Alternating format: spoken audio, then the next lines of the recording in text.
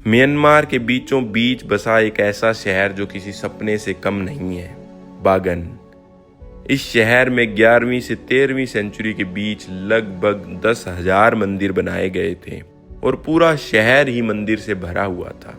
लेकिन आज के दिन इस शहर में सिर्फ 2 से 2,500 मंदिर ही बचे हैं और इसीलिए पूरी दुनिया इस शहर को सिटी ऑफ टेम्पल्स के नाम से भी जानती है। अगर किसी को बुद्ध धर्म और बुद्ध धर्म की संस्कृति को गहराई से समझना है तो आपको इस शहर में आना ही पड़ेगा। इस शहर की गलियों से गुजरते हुए जब आप इन मंदिरों को देखते हो तो आपके मन में काफी सारे सवाल आते हैं, जैसे कि 600-700 साल पहले बुद्ध धर्म का कल्चर कितना ज़्यादा रिच हुआ करता था कि इन्होंने एक ही शहर के अंदर 10,000 मंदिर बना दिए। और सिर्फ इसी शहर को क्यों चुना गया 10,000 मंदिर बनाने के लिए। और आज के दिन अगर देखा जाए तो इस शहर के अंदर आपको एक भी टूरिस्ट दिखाई नहीं देगा। ये शहर पूरा सुनसान पड़ा है।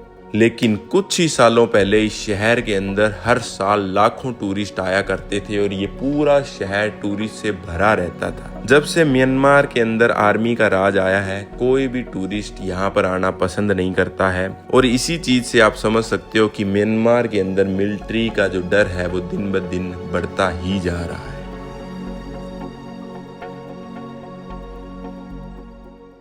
आप सभी को राम राम भाइयों, और एक नई वीडियो में आप सभी का स्वागत है। म्यांमार की मांडले सिटी से। पूरी मांडले सिटी जो है मैंने आपको पिछली वीडियो में दिखा दी थी, सब कुछ एक्सप्लेन कर दिया, बहुत सारे अपन ने एक्सपीरियंस किया था, लोकल लोगों के साथ ट्रैवल किया था। लेकिन आज मैं आ गया हूँ इनके हाईवे बस स्टेशन के अंदर और यहाँ से मैं जा रहा हूँ इनकी नेक्स्ट सिटी बागन। भाई बागन एक ऐसी सिटी है जो कि 11वीं से 13वीं सेंचुरी के अंदर कैपिटल हुआ करती थी यहाँ के पागन किंगडम की। बहुत ही एक इम्पोर्टेंट सिटी है। 11वीं से 13वीं सेंचुरी के अंदर बागन के अंदर 10,000 रिलीजियस मोन्यूमेंट बनाए गए थे, जो कि आज के दिन भी आपको वहाँ पर देखने को मिल सकते हैं। 10,000 मोन्यूमेंट पूरे म्यांमार के लिए सबसे फेमस सिटी है और सबसे ज़्यादा रिलीजियस सिटी है। कहीं भी दुनिया में आप जाकर कोई भी टूरिस्ट से बात करोगे और म्यांमार के बारे में पूछोगे तो वो बागन का नाम जरूर लेंगे, क्योंकि बागन एक बहुत ही इम्पोर्टेंट सिटी रही है हिस्ट्री के लिए। मांडले की हिस्ट्री मैंने आपको सब कुछ बताई। आज़ादी से पहले की हिस्ट्री जो है मांडले की इम्पोर्टेंट है। लेकिन यहाँ पर मंगोल एम्पायर का भी राज आया था म्यांमार के अंदर। लेकिन मंगोल एम्पायर के आने से पहले की अगर आपको हिस्ट्री जाननी है तो आपको बागन जाना पड़ेगा। बहुत ही सुंदर सिटी है। अभी मैं जो खड़ा हूँ इस बस स्टेशन के अंदर खड़ा हूँ, एक हाईवे बस स्टेशन के अंदर। यहाँ से जो है मैं बस लेकर जाऊँगा बागन, जो कि यहाँ से लगभग 5 घंटे का रास्ता है। सामने जो आप कंपनी देख रहे हो JJ एक्सप्रेस, उस कंपनी से जो है मैंने टिकट बुक करवाई है।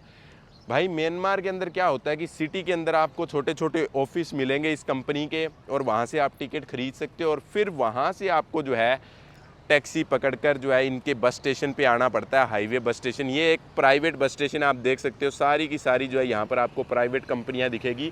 लेकिन लगभग कंपनियाँ जो है भाई वो फॉरेनर को एक्सेप्ट नहीं करती है। कुछ ही कंपनियाँ ऐसी है जो फॉरेनर्स को एक्सेप्ट करती है। अगर आप म्यांमार आते हो तो JJ एक्सप्रेस का नाम याद रख सकते हो। ये जो कंपनी है फॉरेनर्स को एक्सेप्ट करती है। इस बस स्टैंड के अंदर एक रेस्टोरेंट मिला था, छोटा सा, आप देख सकते हो सामने। और यहाँ पर खाना ऑर्डर किया भाई। ये लोकल खाना है इनका, मतलब इनकी स्टेपल जो मील है ना वो राइस है। मतलब चावल तो ये हर मील के अंदर खाते ही खाते हैं। इंडिया की तरह, नॉर्थ इंडिया की तरह नहीं है कि यहाँ पर कोई ब्रेड वगैरह इस्तेमाल की जाती है जैसे अपने इंडिया में, नॉर्थ इंडिया में रोटी वगैरह जो है ज़्यादा खाई जाती है। तो यहाँ पर ऐसा नहीं है। यहाँ पर चावल ही जो है इनका मेन फूड है और उसके साथ मीट, अलग अलग टाइप का मीट, मुर्गा, बीफ हो गई, गोट हो गई, अलग अलग टाइप की मीट खाई जाती है। लेकिन मैंने सब कुछ ऑर्डर किया है वेजिटेबल। भाई ये आप इतना सामान देख रहे हो तो आप सोच रहे होगे कि इतना तूने ऑर्डर कैसे किया है। ये साइड डिश है भाई, सारी की सारी साइड डिश। मेन खाना यही है। मैंने सिर्फ ऑर्डर किया था फ्राइड राइस विद एग, जो कि आ गया है। और यहाँ का जो खाना है ना भाई बहुत ज़्यादा ऑयली मिलेगा। मतलब यहाँ तक कि फ्राइड राइस भी देखो इतने ज़्यादा ऑयली है, और यहाँ तक कि अंडा देखो, अंडे के ऊपर जो तेल है ना वो तैर रहा है। इतना ज़्यादा तेल जो है ऑयली खाना यहाँ पर लोग खाते हैं। और ये जो सब चीज़ें हैं ये वेजिटेबल है, और ये सिर्फ एक तरीके का सलाद है चावल के साथ खाने के लिए। तो चलिए भाई अपना खाना जो है एंजॉय करते हैं और फिर निकलते हैं बागन की बस के लिए। फाइनली भाई 1:15 हो गया है और अपनी बस जो है आ चुकी है यहाँ पर। लगभग 15 मिनट के अंदर बस निकलेगी। ये जो सामने वाली आप बस देख रहे हो ये मेरी बस है। सामान वगैरह अपना जो है रख देते हैं, भाई जो है अपने आप उठाकर जो है यहाँ पर अपना सामान रख देते हैं भाई बस के अंदर, और टोकन भी लगा के दे देते हैं बैग के ऊपर। चलो अंदर से मैं आपको दिखाता हूँ बस कैसी है। हेलो, अपन ने जो भाई सीट ली है, पहली सीट ली है बिल्कुल आगे वाली। ऐसी जो है कुछ बस दिखती है भाई, मजाक नहीं कर रहा। म्यांमार की जो बसें हैं ना वो बहुत ही कंफर्टेबल, जो सीट का जो कुशन है ना, मतलब मैंने आज तक इतने देशों में गया हूँ मैं, इतनी सॉफ्ट सीट मैंने आज तक कोई भी देश के अंदर नहीं देखी, पता नहीं क्यों भाई।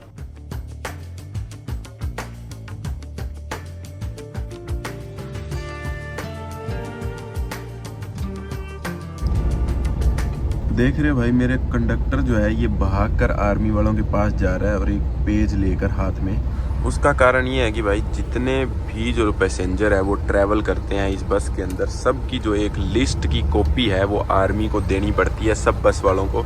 देख सकते हो बाकी भी सारी बसें यहाँ पर रुक रही है। सिर्फ और सिर्फ जो है डॉक्यूमेंट का जो पेज है वो नहीं देना पड़ता है, साथ में जो है पानी की बोतल या फिर कुछ सेवा पानी भी थोड़ी बहुत करनी पड़ती है आर्मी की बस वाले लोगों को। यहाँ के लोग बहुत ज़्यादा तंग है आर्मी से, और लेकिन कर कुछ सकते नहीं है मतलब, और सारे जो रूल रेगुलेशन है वो आर्मी के इन्हें फॉलो करने पड़ते हैं। लेकिन एक चीज़ आप देख रहे हो भाई, म्यांमार की सड़कें भाई, लेन देखो भाई, 1 2 3 4 5 6 लेन एक साइड में आपको देखने को मिलेगी। मुझे ये समझ नहीं आता कि भाई इनकी गवर्नमेंट या मिलिट्री जो है इतना पैसा रोड के ऊपर स्पेंड करती है, लेकिन यहाँ के लोगों की रूरल एरिया में आप हालत देखोगे तो बहुत ही ज़्यादा बुरी है भाई।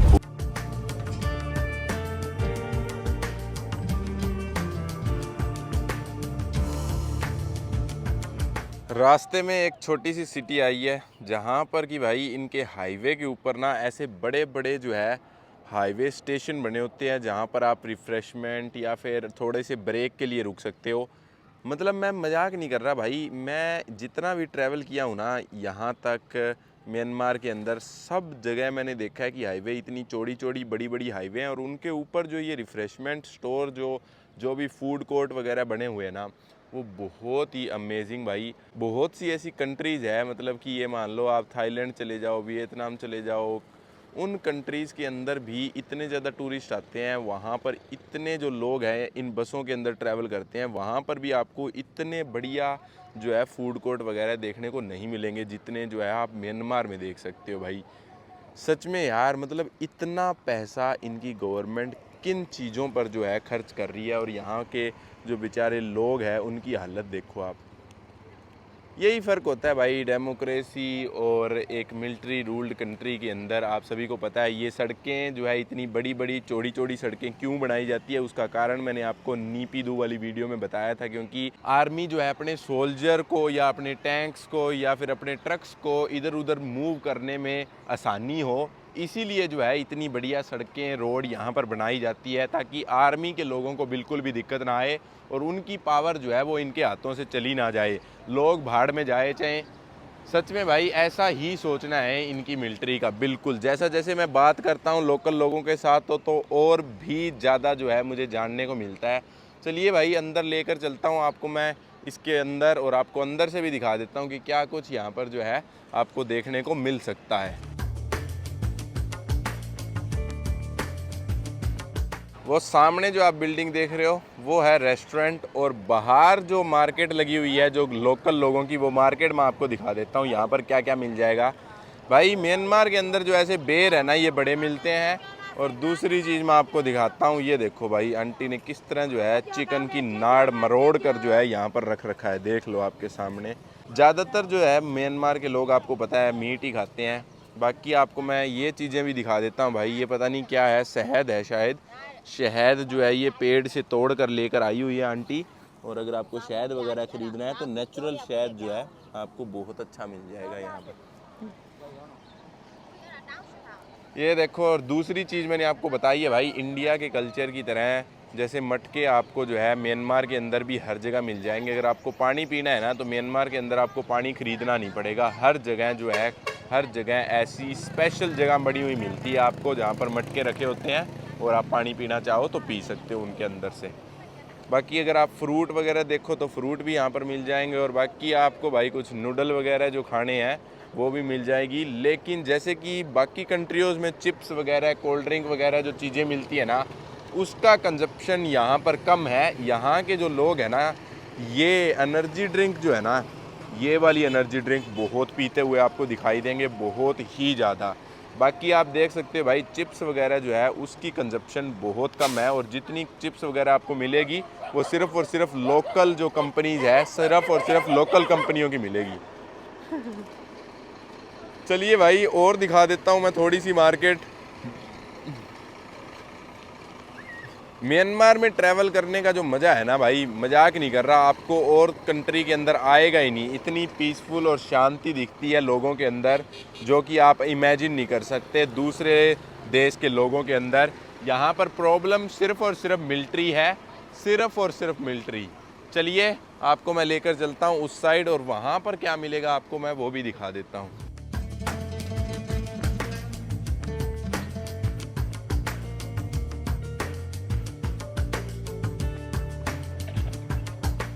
म्यांमार के कोई भी शहर में आपको अगर एंट्री या एग्जिट लेना है तो आपको इसी तरह मिलिट्री के चेक पोस्ट का सामना करना पड़ेगा। और ये जो चेक पोस्ट है ये मिलिट्री के द्वारा लोगों की सेफ्टी के लिए नहीं लगाए गए हैं। आप सभी को पता ही है कि म्यांमार के अंदर मिलिट्री का रूल है, और बहुत से लोग जो है प्रोटेस्ट कर रहे हैं मिलिट्री के खिलाफ, जो कि डेमोक्रेसी की डिमांड करते हैं।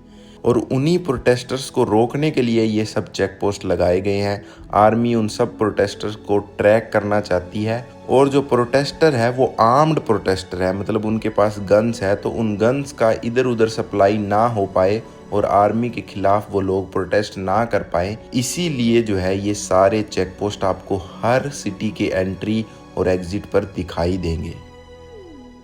ये जो सामने आप देख रहे हो भाई, जे एक्सप्रेस, मैं पहुंच गया हूं बागन सिटी के अंदर।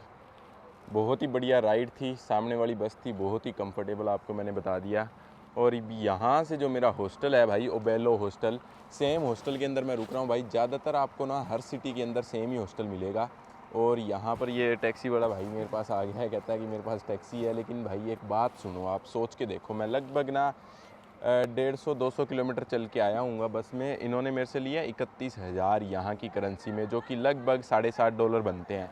और यहाँ से मुझे हॉस्टल ओबेलो जाने के लिए सिर्फ 9 माइल्स है। 9 माइल मतलब आप ये मान लो 15-16 किलोमीटर है, और 15-16 किलोमीटर के ये बंदा मेरे से 20,000 ले रहा है। तो आप सोच के देखो भाई, ठीक है भाई, मतलब कि थोड़ा सा तो जायज़ प्राइस होना। बंदा मतलब मैं 200 किलोमीटर चल के आ गया, 200 किलोमीटर के मुझे सिर्फ 30,000 देने पड़े, और सिर्फ मेरे को 16 किलोमीटर के देने पड़ेंगे।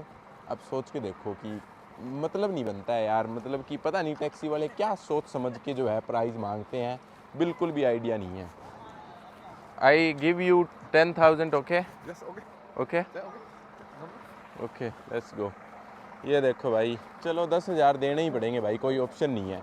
सबसे बुरी बात जो मुझे लगती है ना म्यांमार की, यही है कि भाई इनके जो बस स्टेशन है ना, ये इनको हाईवे बस स्टेशन बोला जाता है। और हाईवे बस स्टेशन जो है वो सिटी से इतना ज़्यादा दूर होते हैं ना, तो बंदे का आधा खर्चा तो ऐसे ही लग जाता है। देखो मैं 10,000 की टैक्सी लेकर उस बस स्टेशन में गया था मांडले के अंदर, और यहाँ से फिर मैं 10,000 की टैक्सी लेकर फिर जा रहा हूँ।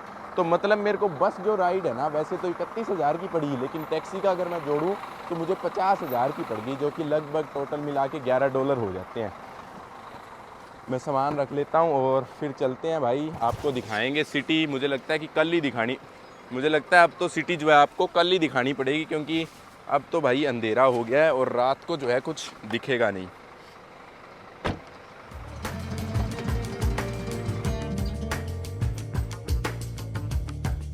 एक चीज़ मैंने नोटिस की है म्यांमार के अंदर भाई, वो बहुत ही ज़्यादा अजीब है। मैं सही बताऊं तो आप देखो रोड के ऊपर जो है ना, म्यांमार के अंदर राइट साइड में ड्राइविंग की जाती है, और मैं देखो लेफ्ट साइड में बैठा हूँ और राइट साइड में ड्राइविंग है, और स्टीयरिंग व्हील भी जो है इनका राइट साइड में ही है। भाई अजीब देश है, मजाक नहीं कर रहा। आपको ना गाड़ियाँ लेफ्ट और राइट साइड दोनों मिल जाएगी।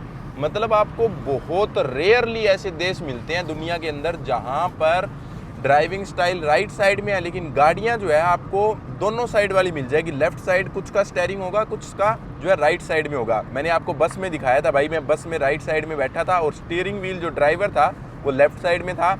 और अब देख लो यहाँ पर मैं टैक्सी में बैठा हूँ लेफ्ट साइड में और स्टीयरिंग व्हील राइट साइड में है।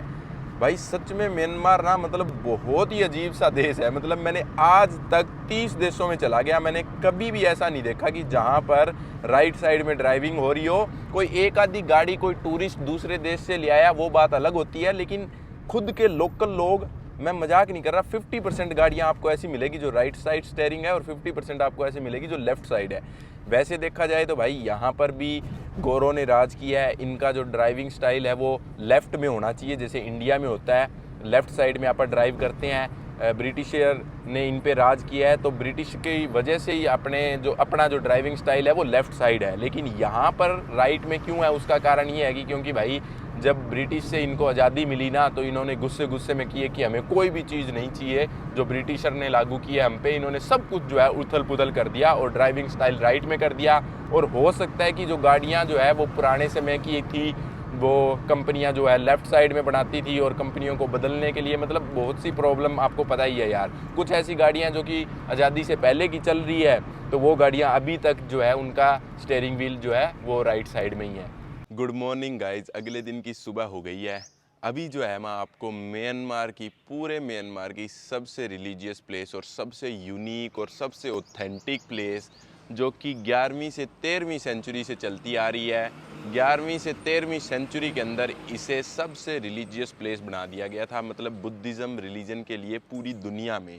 तो आज के दिन भी भाई बहुत से मोंक अलग अलग देशों से यहाँ पर आते हैं मेडिटेशन अपनी प्रे वगैरह करने। तो सब कुछ मैं आपको दिखाऊंगा। यहाँ पर आपको 500 600 साल पुराने टेंपल दिखेंगे बुद्धिस्ट रिलीजन के।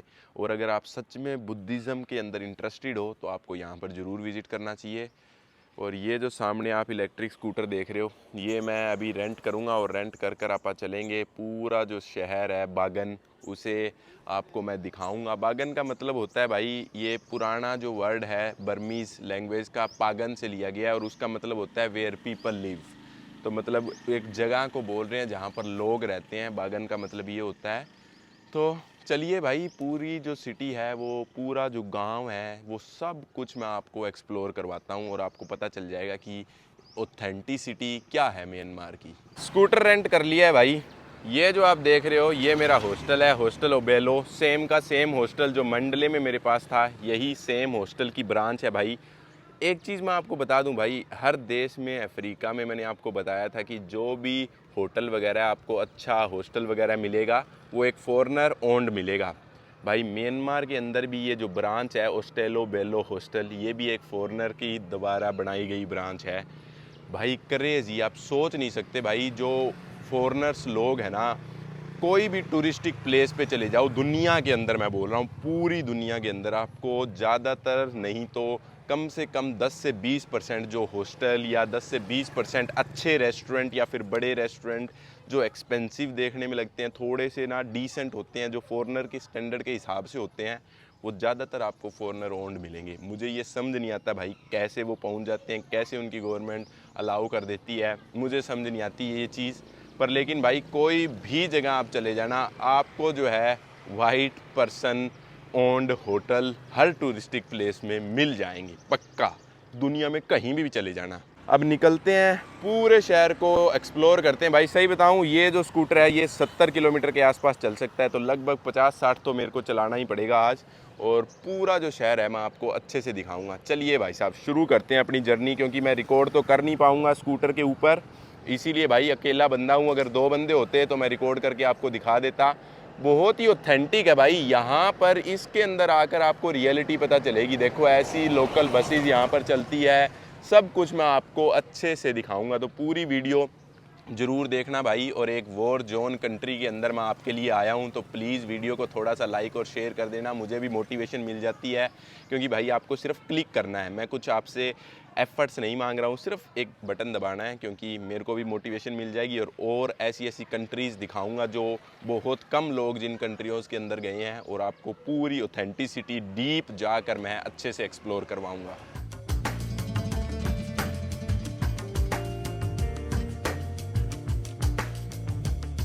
ये जो आप सामने रोड देख रहे हो, ये रोड जा रही है ओल्ड बागन की तरफ। जहाँ पर मेरा हॉस्टल था वो है न्यू बागन। आपको मैं सारी चीज़ मैप पे एक्सप्लेन कर दूंगा। लेकिन जब आप ओल्ड बागन से न्यू बागन जाओगे, ये लगभग 6 किलोमीटर का रास्ता है और इसके बीच में इतने सारे पगोड़े आते हैं कि आप ज़िंदगी में आपने इतने पगोड़े एक साथ कभी भी नहीं देखे होंगे।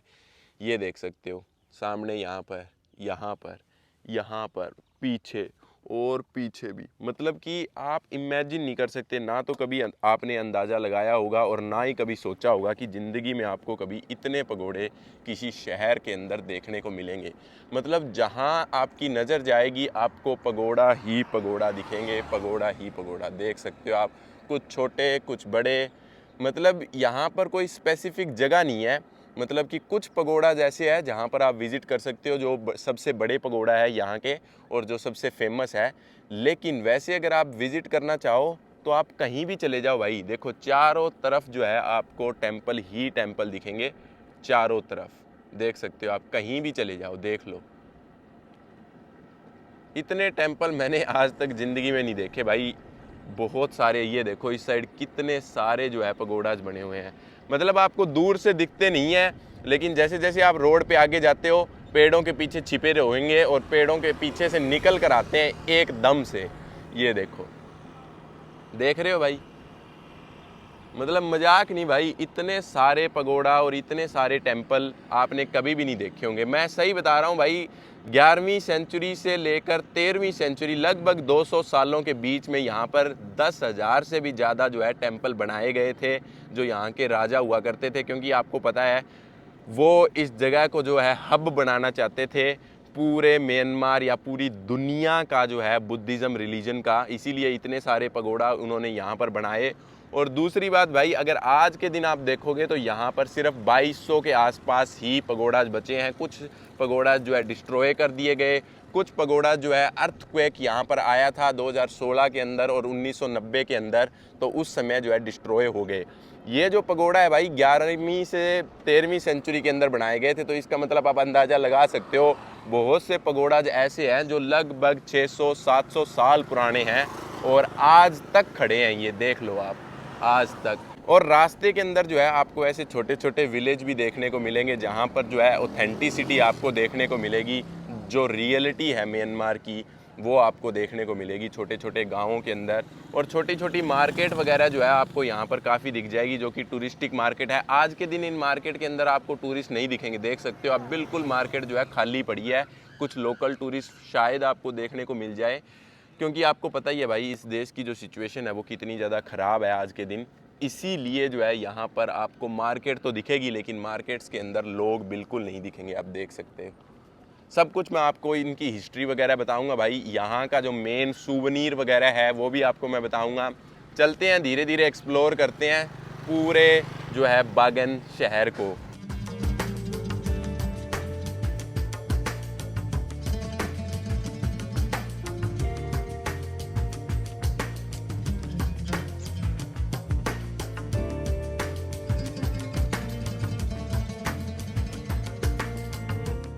सामने ये जो विशालकाय आप टेम्पल देख रहे हो भाई, इसका नाम है आनंदा टेम्पल। बहुत ही सुंदर आर्किटेक्चर में बना हुआ है, 1105 के अंदर बना था। तो आप सोच के देख सकते हो भाई, लगभग 900 साल पुराना है। 1975 के अंदर यहाँ पर म्यांमार के अंदर एक अर्थक्वेक आया था, जिसके अंदर ये थोड़ा बहुत डिस्ट्रॉय भी हो गया था, लेकिन उसके बाद इसे दोबारा रिस्टोर कर दिया गया।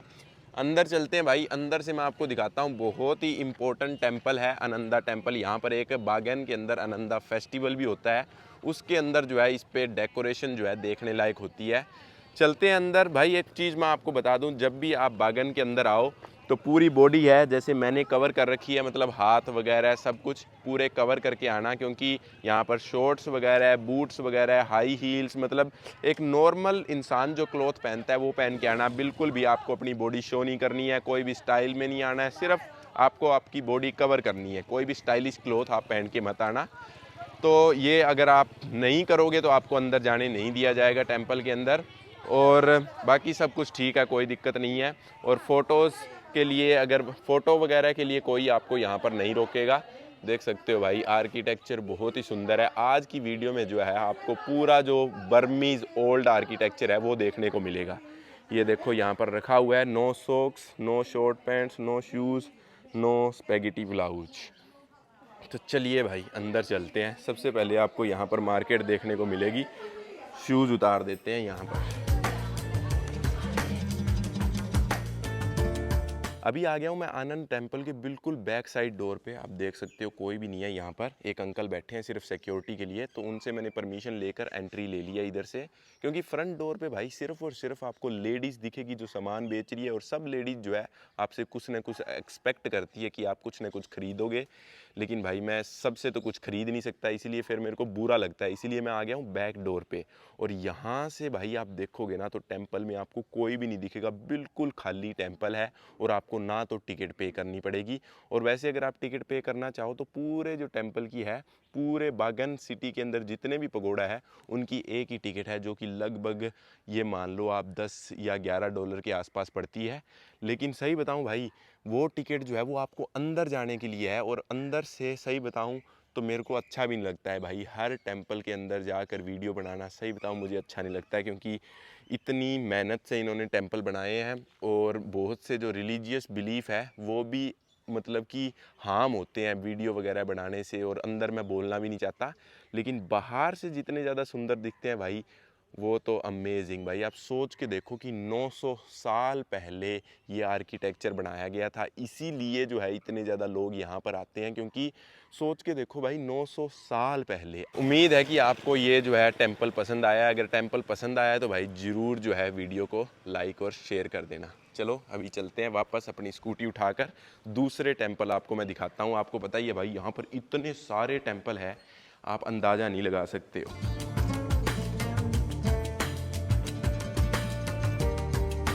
देखो भाई मैं कोशिश कर रहा हूँ कि आपको ना कि मेन जो बड़े बड़े टेम्पल है वो दिखाऊं, जैसे कि ये छोटे छोटे रास्ते बने हुए हैं ना, यहाँ से निकलकर आपको जो है मैं ऐसे ऐसे टेम्पल दिखाऊं जो अनएक्सप्लोर्ड है, जो ज़्यादातर आपको वीडियो वगैरह में देखने को नहीं मिलेगा।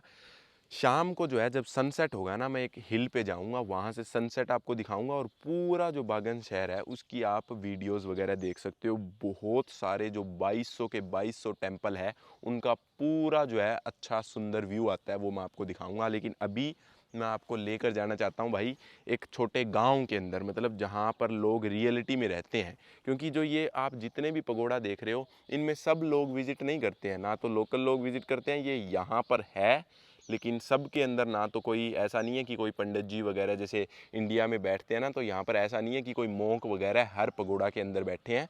देख सकते हो आप कितने आपको सामने दिख रहे हैं, तो सबके अंदर मोंक को बैठना तो आसान नहीं है। तो हो सकता है कि कोई शांति में पीछे हो और मोंक अपनी मेडिटेशन करना चाहते हैं तो वो बैठ सकते हैं। लेकिन मैं चाहता हूँ कि भाई यहाँ पर मैं आपको रियलिटी दिखाऊं। ये तो सारी जो है सारे जो पगोड़ा वगैरह ये टूरिस्टिक प्लेस है, मैं आपको लेकर जाना चाहता हूँ गांव के अंदर।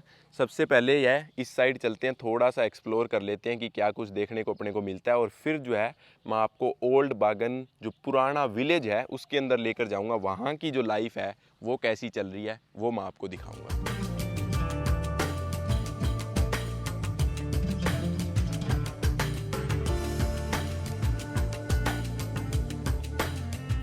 देख रहे हो भाई सुंदरता, हर जगह जो है आपको ऐसे ही सुंदर सुंदर आर्किटेक्चर के अंदर बने हुए पगोड़ा दिखेंगे।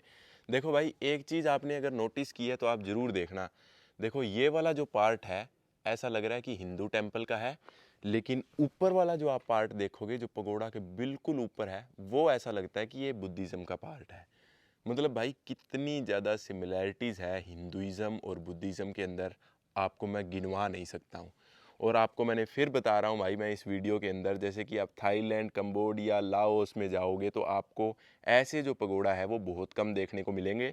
ज़्यादातर जो उनका बुद्धिज़्म है वो टेम्पल बिग स्ट्रक्चर पर फोकस है, लेकिन यहाँ पर म्यांमार के अंदर जो है ज़्यादातर ऐसे पगोड़ाज पर फोकस है, जो कि ऐसे राउंड शेप में पगोड़ाज बने होते हैं। और आपको पता ही है भाई ये भी एक तरीके का एक अलग आर्किटेक्चर है, जो कि बिल्कुल भी आपको जो है थाईलैंड, लाओस या फिर कंबोडिया के अंदर देखने को नहीं मिलेगा। अगर आपने मेरी थाईलैंड और लाओस की वीडियोस देखी है तो आपको पता चल ही गया होगा। और ये जो लोग हैं भाई ये लोकल लोग हैं जो अपनी गायें वगैरह चरा रहे हैं, आप देख सकते हो। और दूसरी चीज़ भाई बहुत ही रिलीजियस प्लेस है, आप ये चीज़ तो मानते हो। मतलब चारों तरफ आपको टेम्पल ही टेम्पल दिखेंगे, लेकिन भाई मजाक नहीं कर रहा। लोकल जो लोग हैं, मैं किसी को ऑफेंड नहीं करना चाहता, लेकिन मैं आपको दिखाऊंगा ना गंदगी, मतलब कि आपको हर जगह जो है प्लास्टिक गंदगी वगैरह मिलेगी। मैंने एक चीज़ नोटिस की है, जो यहाँ के लोकल लोग हैं वो बिल्कुल भी जो है साफ़ सफाई का ध्यान नहीं रखते हैं। जो भी चीज़ खाई वो सीधा नीचे फेंक देते हैं, बिल्कुल सामने। अगर मैं ये बोल भी देता हूँ ना कि भाई मैं मेरा कागज़ डस्टबिन में फेंकना चाहता हूँ, तो वो मेरे से लेकर नीचे फेंक देते हैं, कहते कोई दिक्कत नहीं, फेंक दो। मैं किसी को ऑफेंड करने की कोशिश नहीं कर रहा हूँ, ना मैं किसी को क्रिटिसाइज़ कर रहा हूँ, मैं रियलिटी बता रहा हूँ भाई। यही मेरा काम है, वीडियोज़ के थ्रू आपको सच्चाई दिखाना हर देशों की, तो वही मैं कोशिश कर रहा हूँ। और अगर आपको ऑथेंटिसिटी देखनी है तो भाई आप देख सकते हो बिल्कुल सामने इसी तरह किसान जो लोग हैं अपना काम वगैरह करते हैं आस पड़ोस के एरिया में जो रहते हैं लोग यहाँ पर। लेकिन दूसरी चीज़ अगर आपको मैं बताऊँ भाई, आर्मी के जो लोग हैं ना आपको हर जगह दिखेंगे। इस बंदे को देखो कहाँ से निकल कर आ रहा है, ये आर्मी का बंदा है। और भी मैं आपको दिखा देता हूँ, मजाक नहीं कर रहा भाई, इतना ज़्यादा कंट्रोल रखना चाहती है आर्मी यहाँ पर।